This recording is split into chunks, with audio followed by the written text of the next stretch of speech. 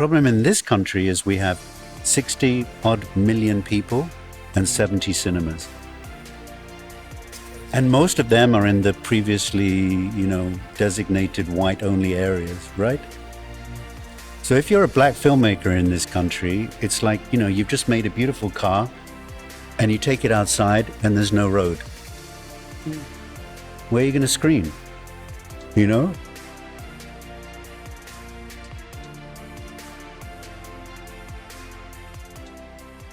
Thank you so much for joining us again. Welcome to our second episode of The Real Podcast with Andile. Today we have special guest. His name is David Max Brown from AFDA. Some of you may know him. I'm sure a lot of you guys would know him. Without wasting any time, I will just let Mr. D introduce himself. Thank you.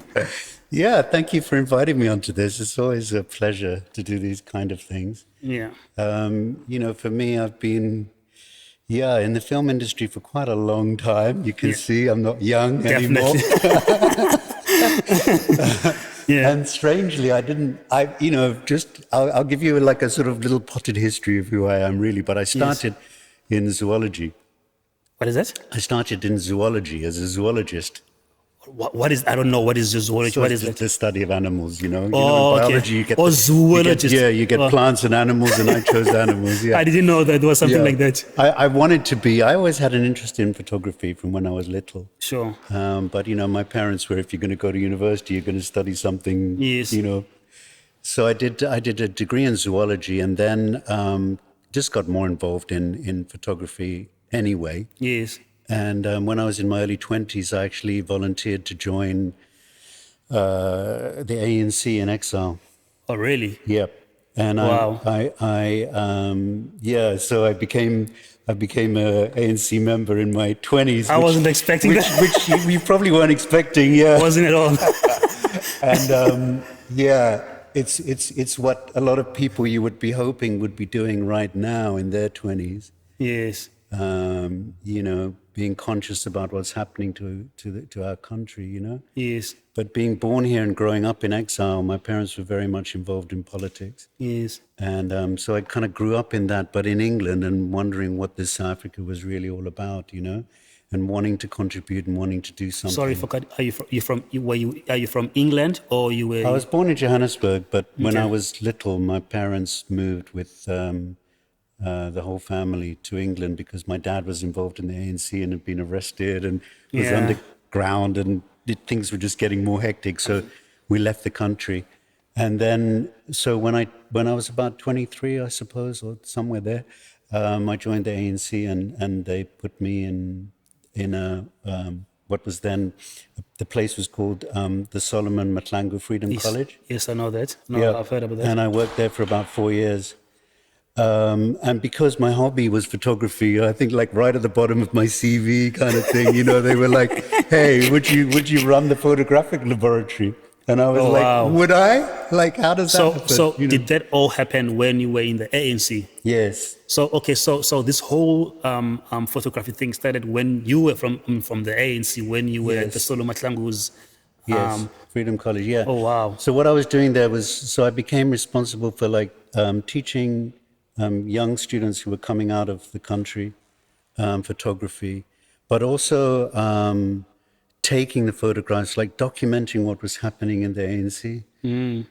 Also taking passport photos for people at 2:00 in the morning when they were going off to train or different things. And, it was just... But it was amazing for me because I also traveled a lot. When you look back at those pictures, look, such pictures of epic pictures, to hear that, like, you're one of those people who took such pictures during those times. And it's interesting because I've been trying to collect them actually over the past few years because obviously over that period of time you take thousands of photographs because I was also documenting the development of the ANC in Tanzania and everything that was done at the college, but in the area.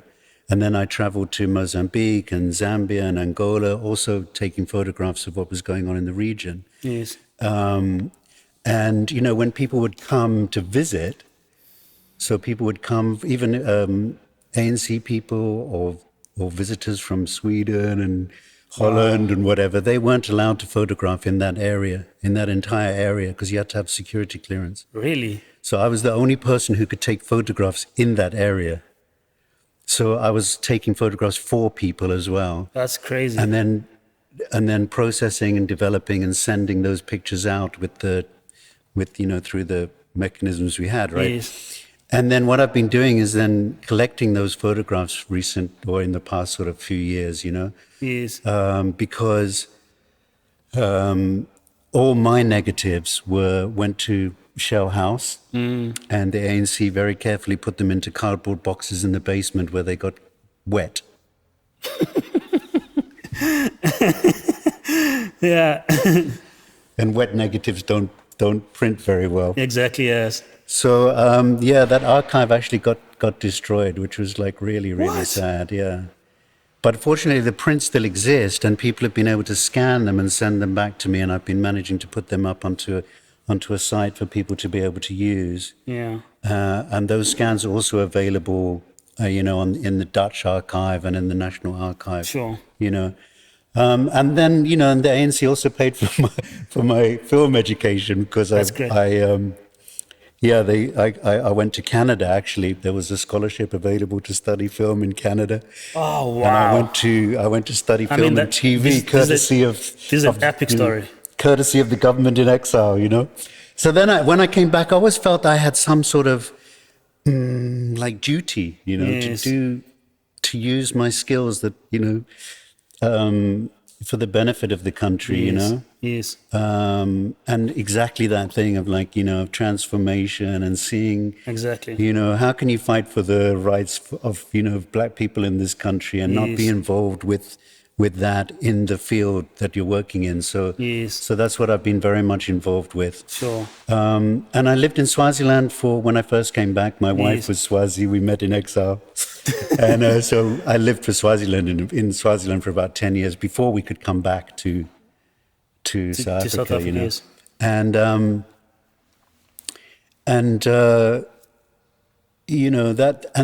started a little production company there and trained because and nobody in Swaziland knew how to even which way up a camera went. No. So I was doing training as well, and I had a little crew working for me, and we were doing productions for Swazi TV and commercials and crazy. things, And then I moved to South Africa and got involved in a production company here.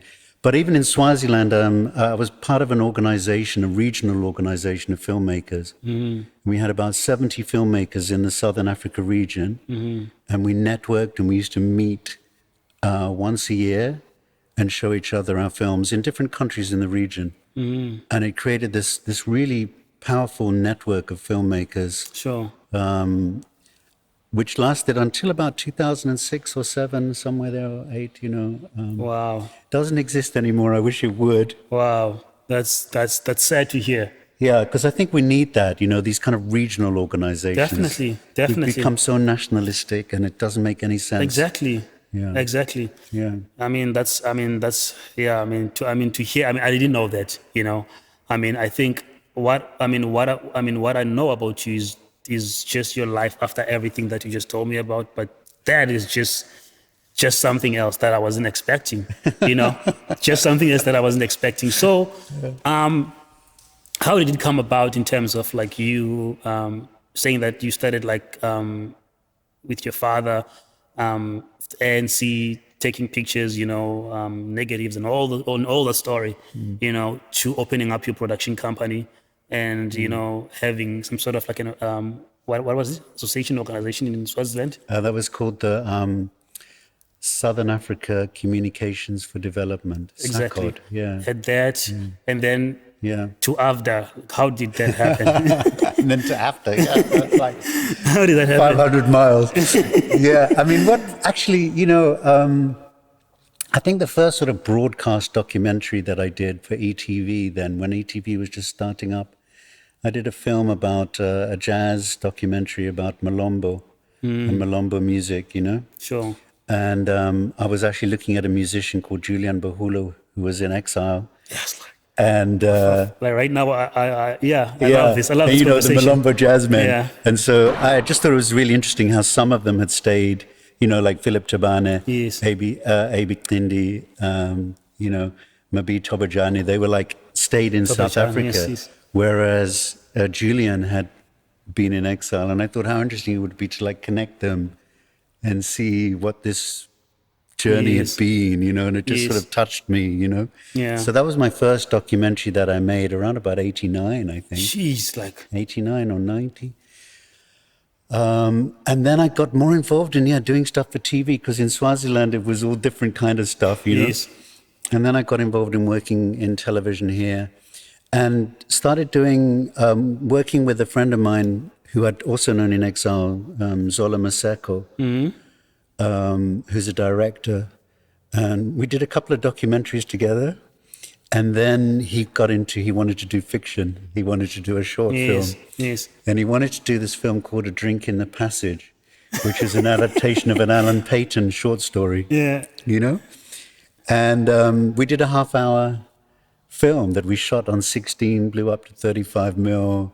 It won a big prize in Ouagadougou at the Burkina Faso Film Festival. yeah.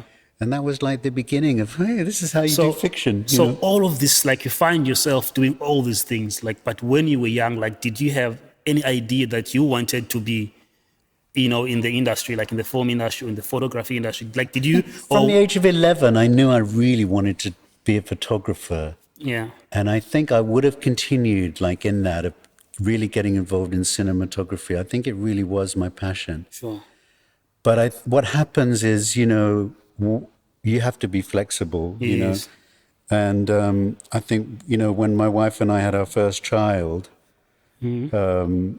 Pilani, I realized that traveling wasn't actually such the best thing to do because we were both working. yes, And it was difficult to be the person who might need to go away for a month or 2 months or, especially when we were living in Swaziland at the time. sure, Like any jobs that were coming up were in South Africa or overseas, and traveling became difficult. So I kind of rejigged my life and started doing directing and editing and writing and different things, crazy.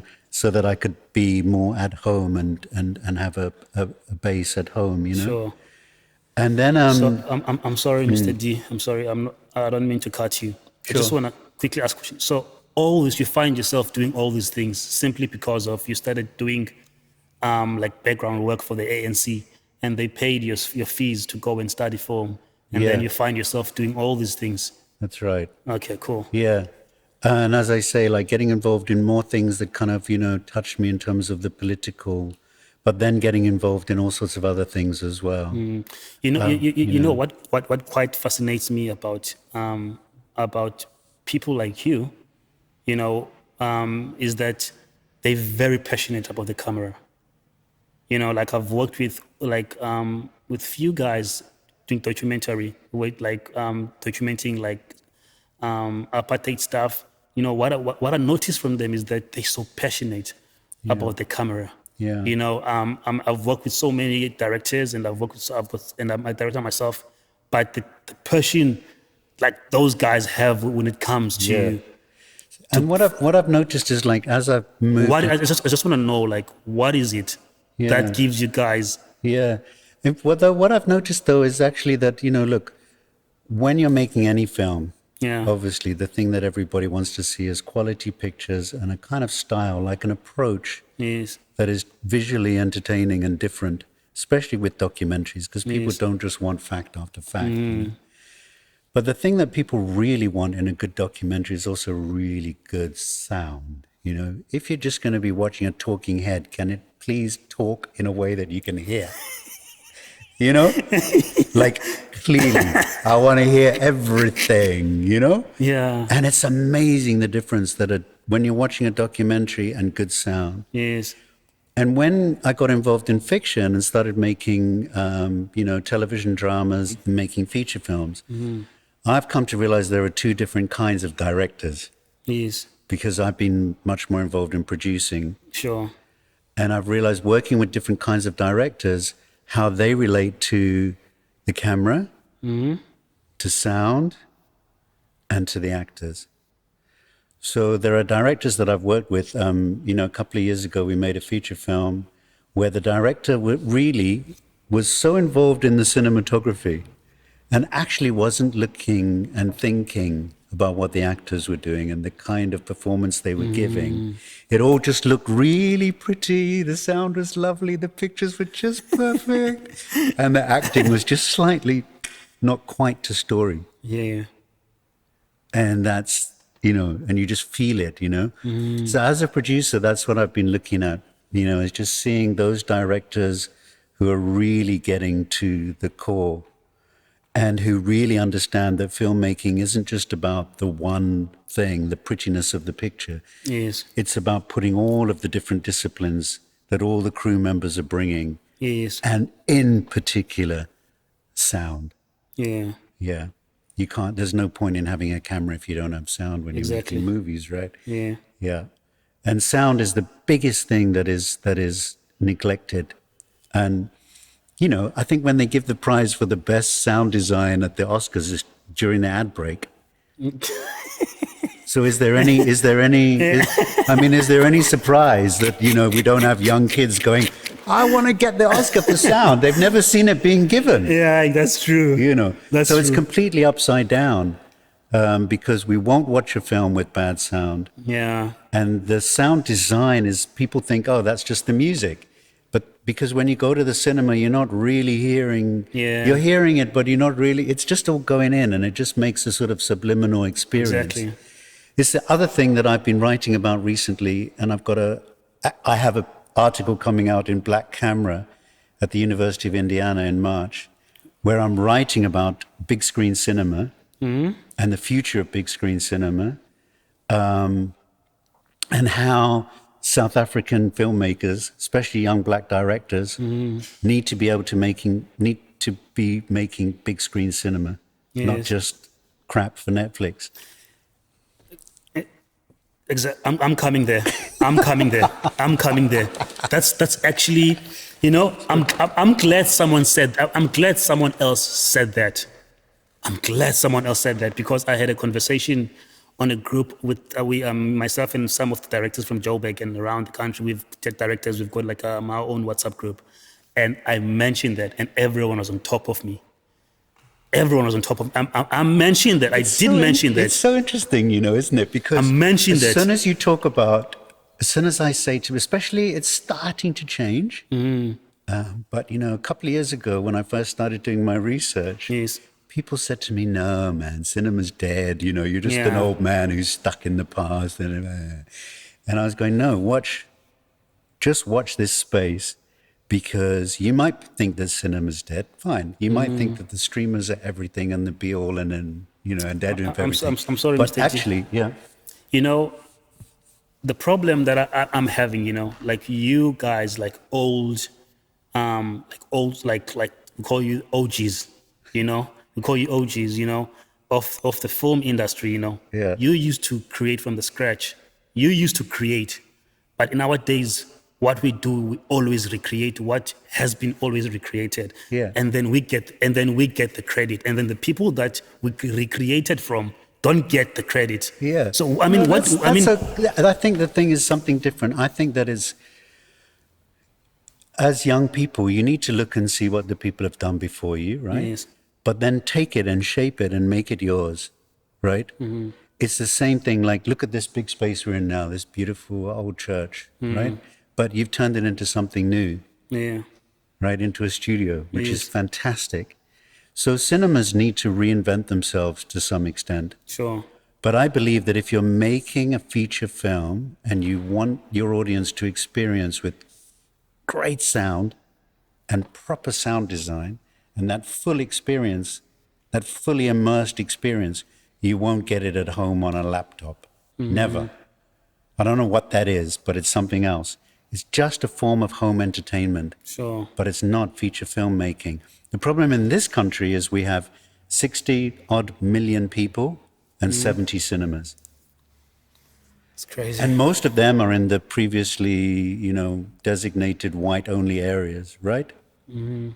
So if you're a black filmmaker in this country, it's like, you've just made a beautiful car and you take it outside and there's no road. Where are you going to screen? And now you put it on a truck and you take it to where you can drive, and then the road isn't designed for your car. There's no audience. Yeah. What's been really interesting for me is looking at countries that were in a very similar place, say in the mid-90s, like South Korea. Yeah. South Korea, we all know now, Squid Game, whatever, Yeah, exactly. Parasite. But, 30 years ago, they had a cottage industry. They weren't making films. They were making about the same number of films as we were. Now, in 30 years, they've grown to the level they're at now, where they're exporting 350 feature films a year of like very high standards, Crazy. where they have 3,500 screens in that country in the same population as we have. So where they've grown from maybe 80 cinemas, mostly single screen cinemas, they now have maybe 500-600 cinemas, right? So I've been looking at how did they manage to do that, and it's this collaboration between government and private enterprise, Yeah. in a way that has built new cinemas and where big companies have invested in new production companies to create this kind of an infrastructure where big screen films can happen, and where you can find, a new local film, South Korea, you can find a quarter of the population going to the movies, Yeah. going to cinemas to see that film. And that's in a country with the highest rate of the fastest internet. They've got all the alternatives, Yes. but they Yes. want to be in a cinema, watching a movie with like-minded people, getting that reaction. So I Yes. don't think that's gone anywhere. Yeah. Even Amazon, I don't know if you saw that Amazon announced last week. Which one? Amazon made an announcement they're going to put I think it's R1 billion Yeah. every year into 8 movies, Really? which will only be screened in theaters.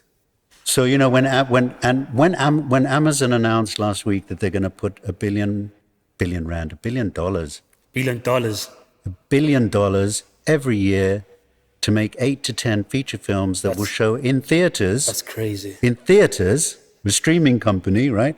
It makes you also realize, and cinema stocks went up 10-12%, the people who own cinemas, right? Yeah. Their shares went up. But it also makes you realize the future of cinema, Yeah. and also, not just for the cinema owners and not just for American films, but here in South Africa, we need to build cinemas. And you might think I'm crazy, and you might say, well, you probably wouldn't, but people might. Yeah. Just look at Nigeria. So in the last couple of years, they've doubled the number of cinemas in Nigeria, right? And they've hugely increased the output of very high quality international standard films that they're showing in festivals and in their cinemas in Nigeria, and people are going, right? And it's also, again, where government has said to, producers, actually, and, the distributors of Nigerian film who need a place to screen, right? Because there's not enough cinemas. Yes. Here's a loan. Here's a government loan, subprime rate, pay it off over a long period of time, Yeah. build a cinema, It's crazy. revamp an old cinema. It's And crazy. these guys are getting together, producers and the guys who used to be like the pirateers, I mean, Mr. and then building cinemas. This is information a lot of people They're don't doing know. it in Nigeria. Why can't we do it in South Africa? Exactly. That's crazy. That's crazy. And I think that's my challenge to you as young people, not just to be stuck at the beginning of the film value chain and think about, can we write, can we direct, what can we make?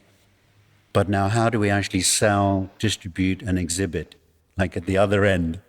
And actually get involved in that, not wait around for Ster-Kinekor, New Metro, and all these companies who have been, who are actually, because what's interesting also about South Korea is, if you think about it, in the 90s, when they only had about 80 cinemas and they were all single-screen cinemas, they still have them.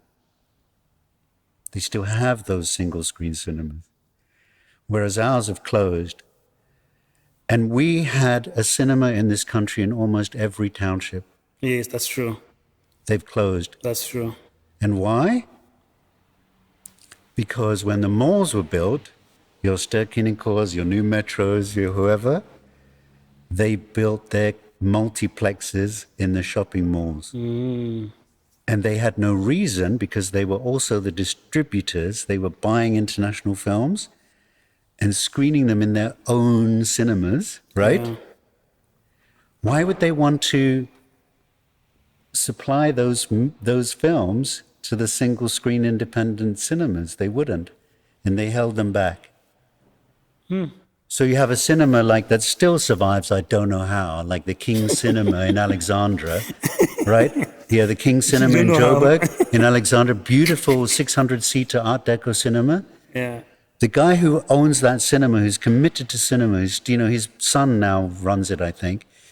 They would go maybe 2 weeks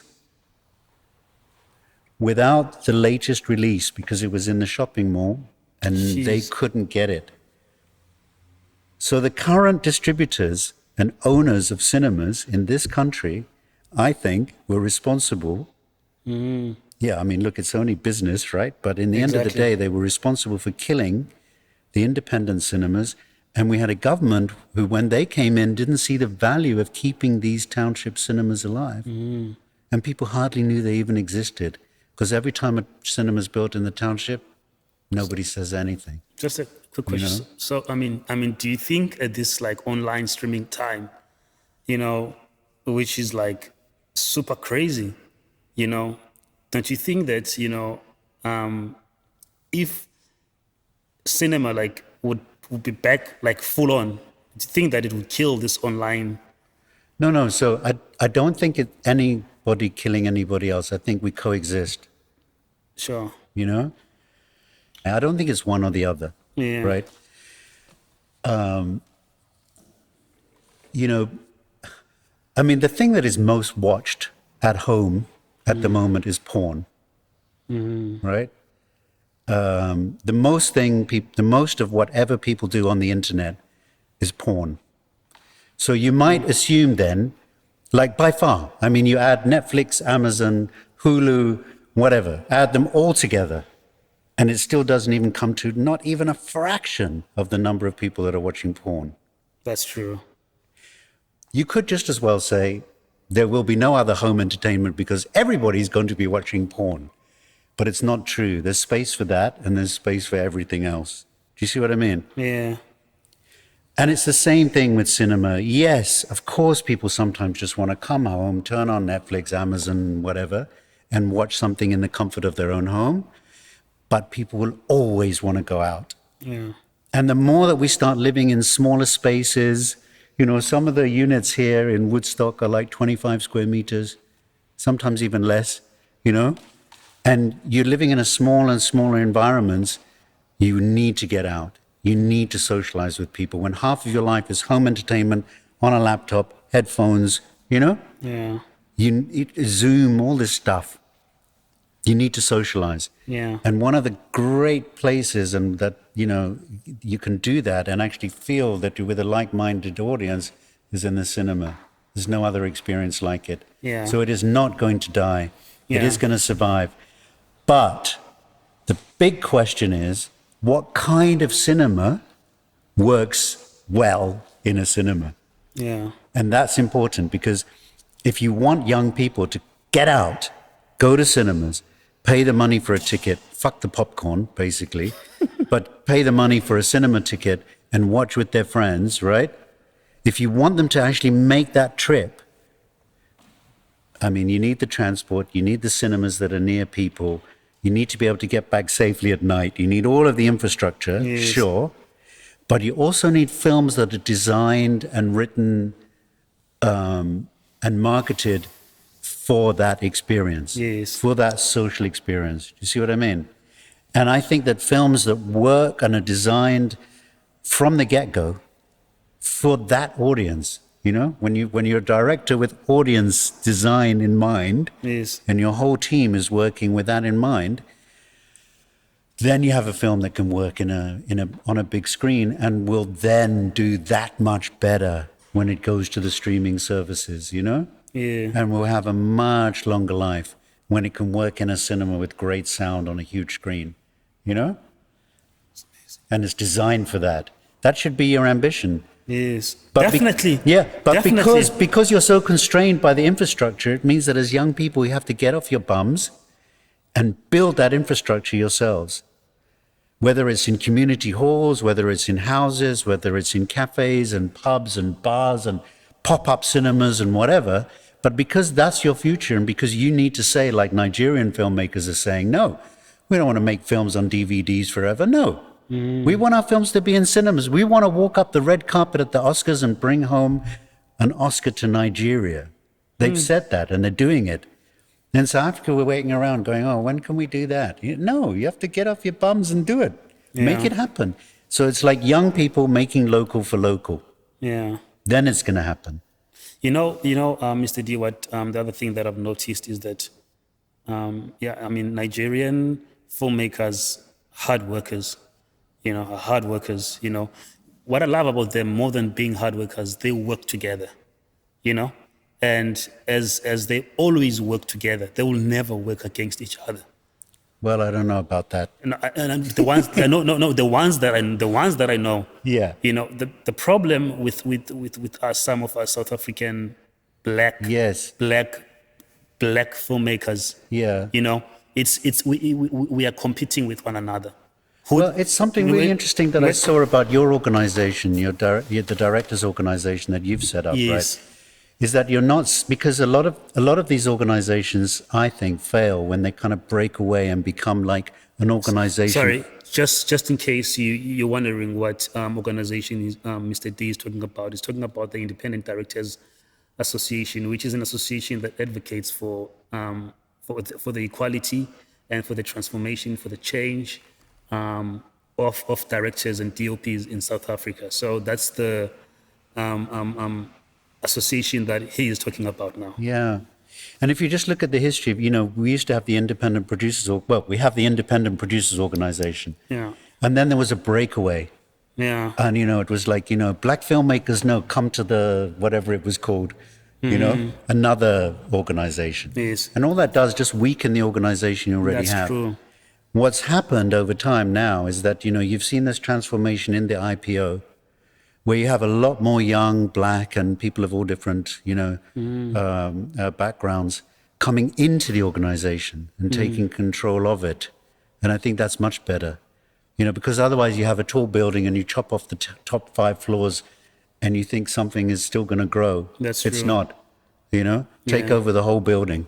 You see what I mean? Yes. And take over it in a way that you're collaborating, and it's but that you have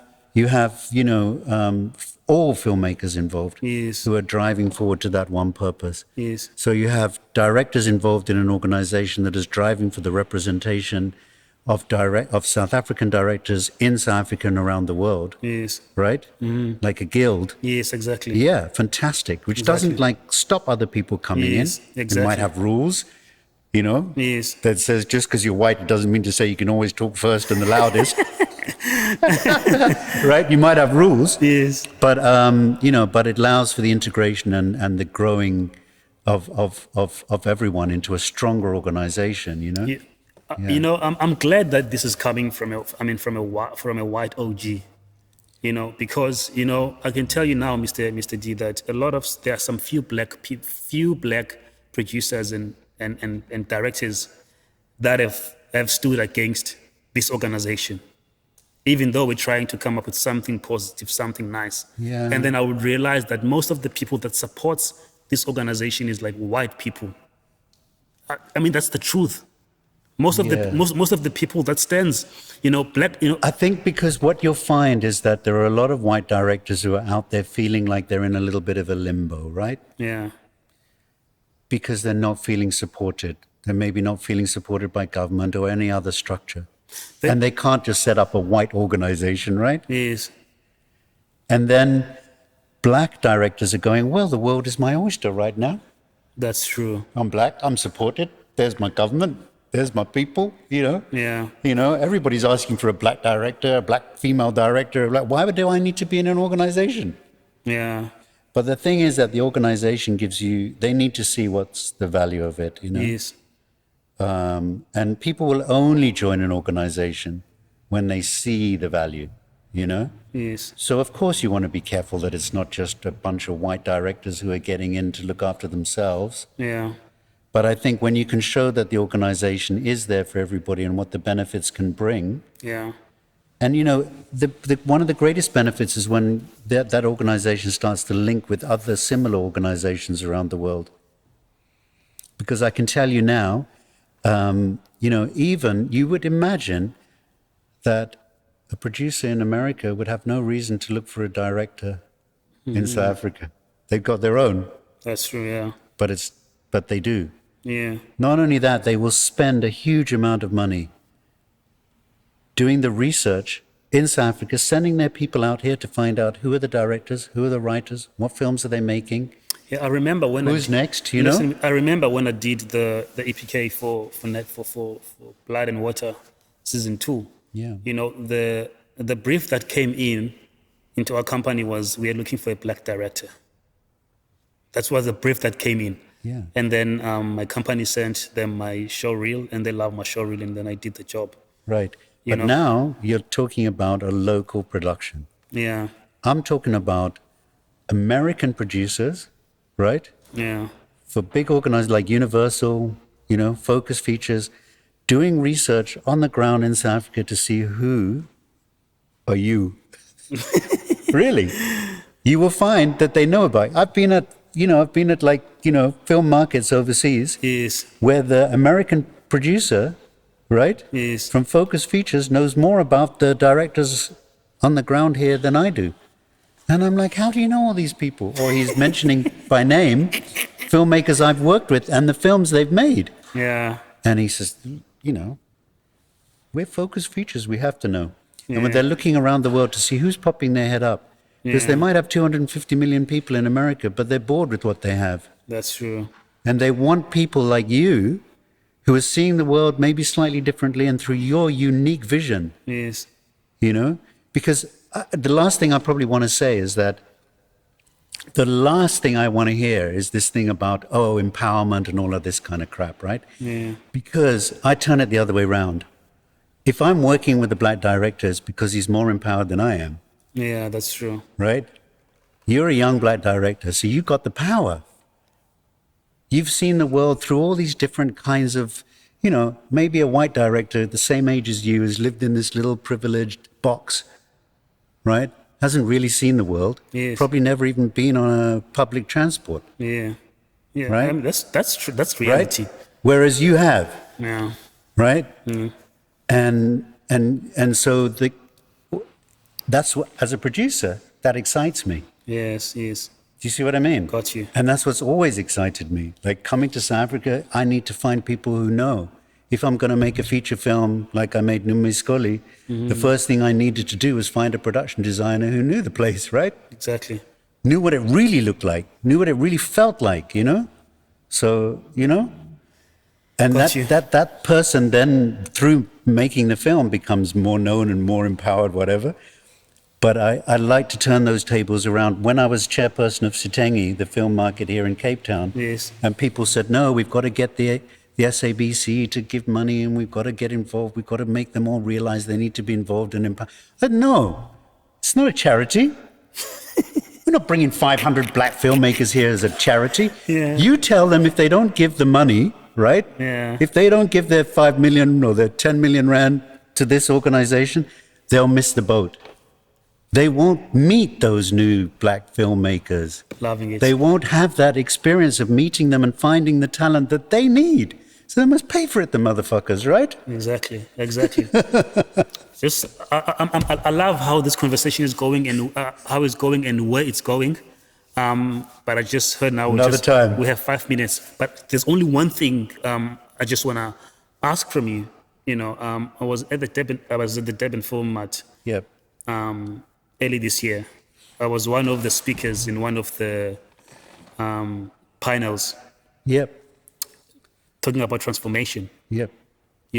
So I talked about a lot of things, and some of the things that I spoke about, it got me into a lot of trouble with a lot of people back in Cape Town because I was talking about Cape Town. So I said Cape Town is not like Joburg. Yeah. If you see a black director in Cape Town, are you from Joburg? That has happened to me a lot of times. Every time when I'm working with people, are you from Joburg? If you see a woman who's a DOP or a lady who's a director in Cape Town, wow, did you see the director? You know, but if that happens in Joburg, Yeah. it's like something, it's like, oh, It's director, become more normal. it's normal. Yeah. But in Cape Town, Yeah. it's like a black director in Cape Town, it's like, Yeah. wow, are you from Joburg? That has Yeah. happened to me a lot of times, and I hate it with a passion, you know. So that has made me realize that, you know, when it comes to, you know, HOD, you know, Yep. positions Yep. in Cape Town. What before Yep. I speak about how I feel about what I think, because I spoke about how I feel at the Durban Film Mart about this, Yes. and then it got me into trouble.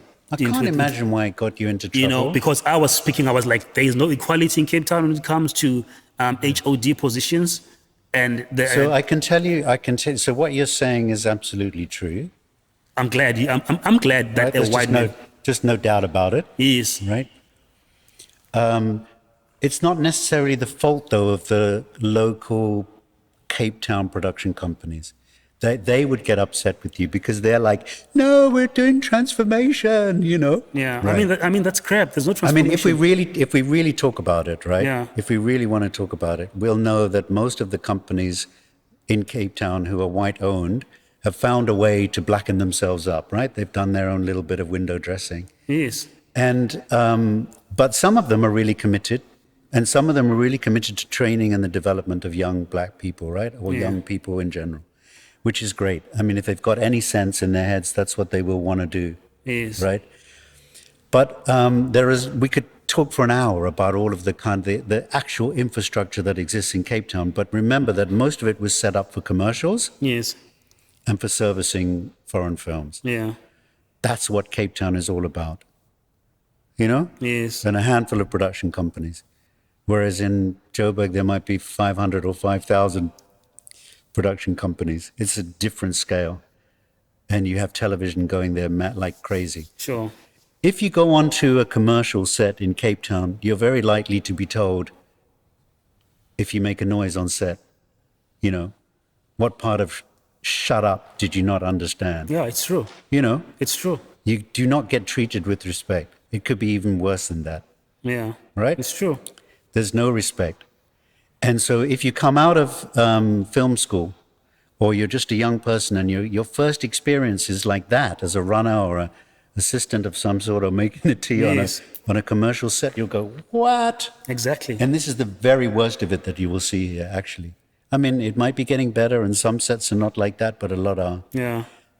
And so people have learned that in Cape Town as well. They kind of, it's a sort of a model. They think they need to shout, they need to be rude, they need to be ruthless. And actually, as an independent filmmaker, it's the opposite. You know? One of the filmmakers I worked with a long time ago, who was a very close friend of mine, Dumi Dlamini.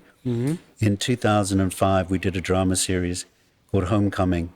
Unfortunately, he was murdered or killed while we were in the making of that series. But he taught me the first day. Yeah. We're co-producing this quite a big drama series, you know, Yes. for SABC. 3 1 hours, you know, but it's like a mini series. Yeah. You know? Yes. And first thing we did, everybody in a circle. Would anybody like to pray? That's great. Who wants to say something? And we all spoke to each other about why we were there, Wow. you know, why we were there to make this film. It's like a family. Yeah. And it just created this beautiful respect that just moved right the way through the film.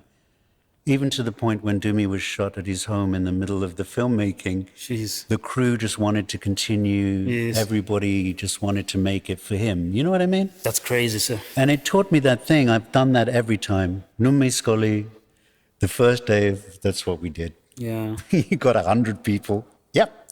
Everybody hold hands and just move out until we have a circle.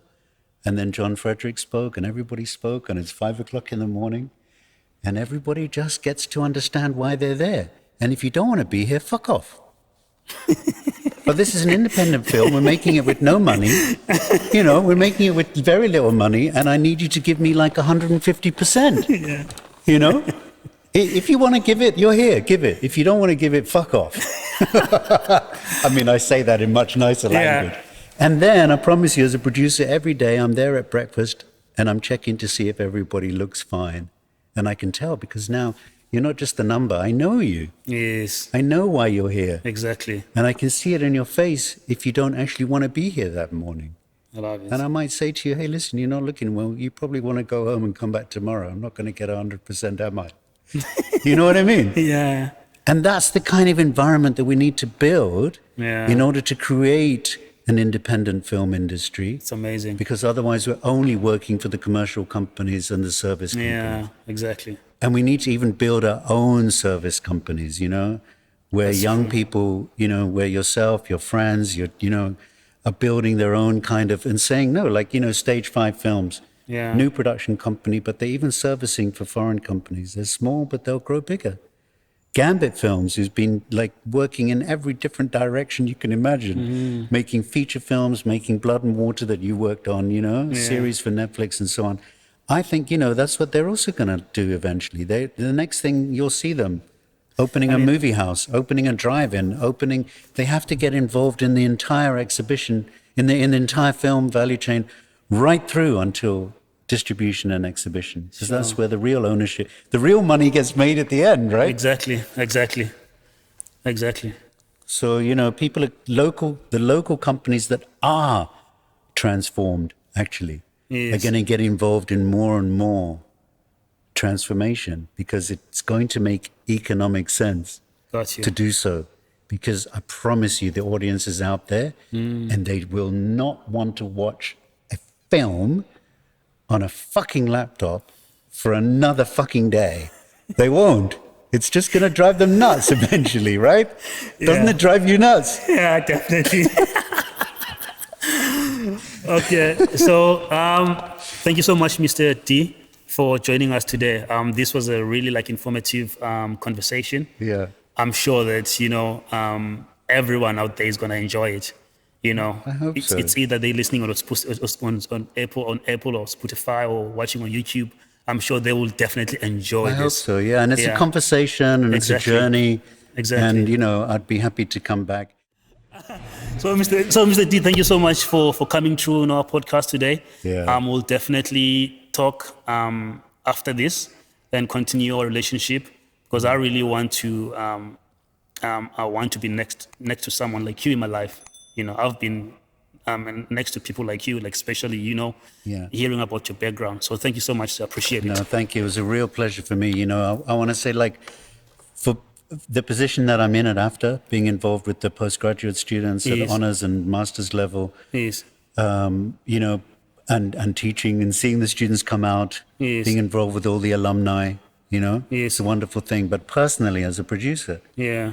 it's just really, innovating, I would say, Yeah. exciting, inspiring to meet people like you that are doing this kind of thing, Yes.